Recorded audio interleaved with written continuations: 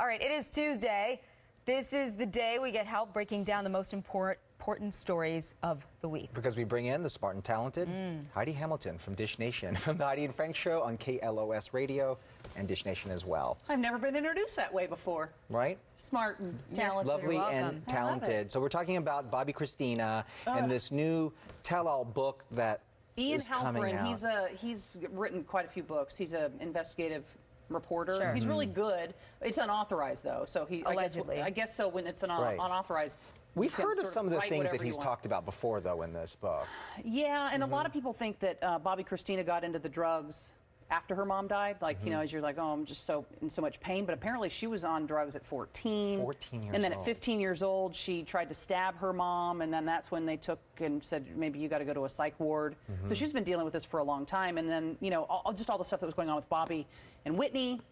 And also in the book is, you know, potentially, and Bobby Brown actually wrote about this too in his memoir in 2013, saying that there were rumors that Whitney and her assistant Robin were lesbian lovers, but it was all closeted, and that was one of the reasons she married Bobby Brown, so to sort of just cover that up and, you know, have it so that nobody would get wind of that because she was worried about it affecting her career. But then it, you know, when you do that long enough, then it's like there's a sadness and a depression and all of that stuff. So. Oof.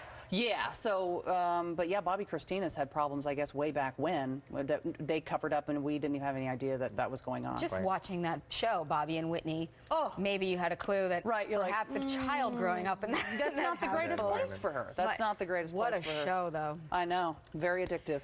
No pun intended. Sorry about that. I didn't even mean that. So most of the time I mean it, but I didn't even mean it that time. Yeah. But this all comes now, though, as I know the whole family is, you know, waiting to see what's going to happen with Bobbi Kristina because she's still... Her condition hasn't changed. No. She's still on life support. Right, and they're just sort of waiting around to see what's going to happen. I guess though, when you're a grandma, you're a dad, you're never going to give up hope. It's like, no, I'll wait for a miracle. So I guess that's what they're doing, is waiting for that. Well, there's only a miracle that's going to be able to get these two together. Katy Perry and Taylor Swift. They used to be BFFs. And now the feud is getting... Oh my God! So Taylor Swift. I know it's so crazy. It feels like a couple of high school girls talking.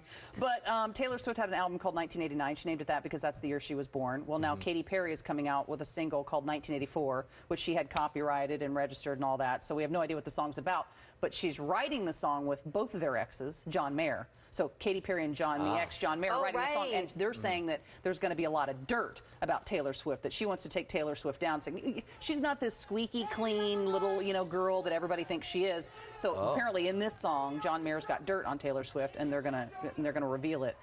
I don't know what a way to sell an album, though. I know, because I mean, aren't you curious? But you're going after Taylor Swift, who everybody loves. You know what I mean? You're like, she's so beloved. Don't you remember? Things really turned for her. There was a time everybody hated Taylor Swift. Well, yeah, she was like the most annoying person at award shows. She always acted shocked every time she won everything. Yes, like, the aw shucks. You're like, and then all of a sudden, things turned around for her. Everybody loves her now. Right. And now Katy Perry's going after her. And then she also wanted to be clear, Taylor said that the feud isn't because it's not over John Mayer. It's over that, you know, Katy Perry stole a lot of Taylor Swift dancers for the Super Bowl. It's like, I guess...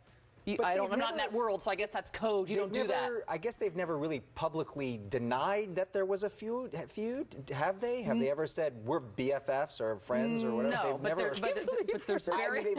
they've never like quashed those rumors that they're fighting. So they must be fighting. Sources tell us. Yeah, sources are saying no longer refer to themselves as BFFs. By the way, I have best friends. I've never ever called them my BFF. When have you ever said, my like, BFF? she's my BFF? No, that's for the kids. That's for the kids to discover. So we're also talking about Miley Cyrus. Miley. It's been a while since she's garnered all the headlines, but since she's taken off all her clothes in a magazine, she found a way to climb back onto She's on Paper Magazine. She's posing on Paper Magazine and with her pig, and her pig is Bubba Sue.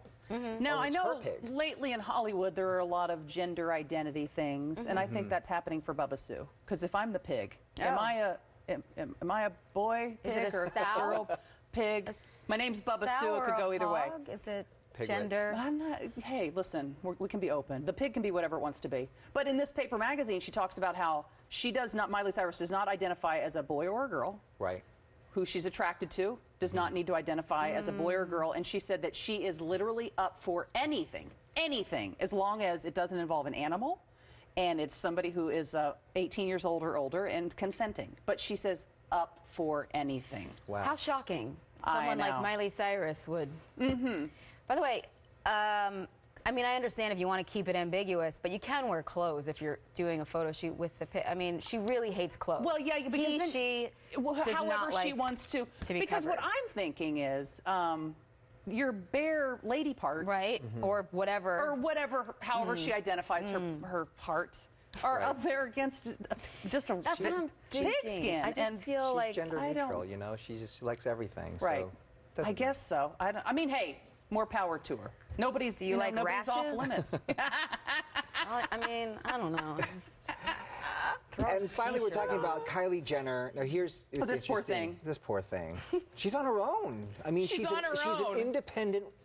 Woman. I wouldn't say woman because she's not even a woman yet. She's 17. She's 17, and she, I guess, her mom's cut her off. She's not taking care of bills or anything anymore. This is unbelievable. She pays her own way. I can pay my own bills. She said since she was 14. Since she was, that's a little weird. Like even if your kid has money, I think. Don't you take control of the finances? My mom would still have said, "I don't care if you're making $1 million a week. That's right. You're still taking trash out. You're still cleaning your room, and I will give you the money to go to the movie on Friday night." I would have had all access to millions of dollars. It would have never happened. Did she just buy a $2 million point something? I think it was $2.7 million house. And but she's completely cut off. She talks about that, when she looks back at old episodes of Keeping Up with the Kardashians, she like cringes when she sees herself because it's before plastic surgery. Because it's before the lips and all that stuff. And then this is kind of a slam too, because she says, now her style is much better. But she also says, she goes, but when I'm dressing down, I dress more like Chloe, and when I'm dressing up, I dress more like Kim. And I'm like, well, that's kind of a slam to Chloe. Like, I got your style. Like when I'm dressing down. when I look like hell, right? And I don't care. Like, that's totally my Chloe look. Yes, and then I dress up, And then I guess she's doing. It was announced that Kanye West is going to produce her, and they're going to do a single together. She sings. We'll see. Oh, you know how that goes. What can't these girls do? You know how that goes. What can't they do? Nothing a little auto-tune can't fix. I mean, hell, we could probably put an album out. Let's do it. Selling clothes and hair extensions and singing. They got their hands in everything, which is smart, I guess. Oh, my goodness. My hand's just right here. So if this goes belly up, I don't know what's going to happen. Goes belly up? All of my eggs are in your basket. Whoa. And we cut you off a long time ago, Heidi. I've got your eggs somewhere? Is that a first, Bobby? What are we talking about? Yeah, that would be a first. You can catch more of these breaking news stories on the Heidi and Frank Show on 95.5 KLOS weekdays, 6 a.m. to 10 a.m. Find out where else her eggs are. Yeah, listen. We have fun in the morning. Get up with us. Yeah. You're burning the midnight oil coming right here. We appreciate it. We appreciate it. Thank you. All right, say a bachelor wins the race for the White House. Who would serve as First Lady? One candidate says that he has found a novel solution.